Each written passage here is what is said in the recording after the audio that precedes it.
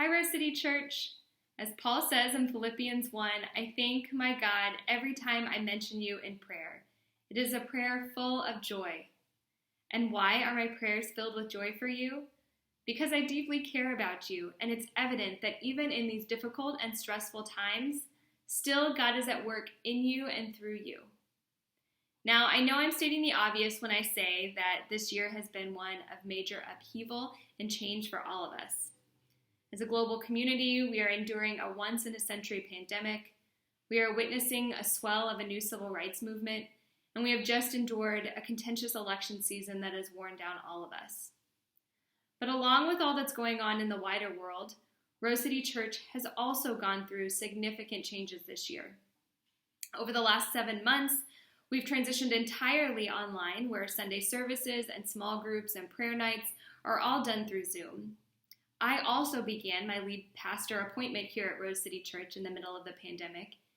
And it was during that time that the local board of administration and I, along with Dan Davidson, agreed that Rose City Coffee was still part of his calling to the Pasadena community, and the church is transferring ownership to him to continue its work. So while we have gone through all of these changes in such a short period of time, we are still growing, and God is still moving among us. In fact, these changes have helped move us into a new season of Rose City Church life. But like a rose bush that needs fertilizer and pruning in order to grow into full bloom, now is the time for us to reprioritize and to look ahead to see where God is leading us. It's time for us to tend to the places where God is at work and to cut back on the things that are hampering our growth. In this season, we have the opportunity to reflect on who we are as a church. We have been given this time to look inward and ask, what are our unique gifts and strengths?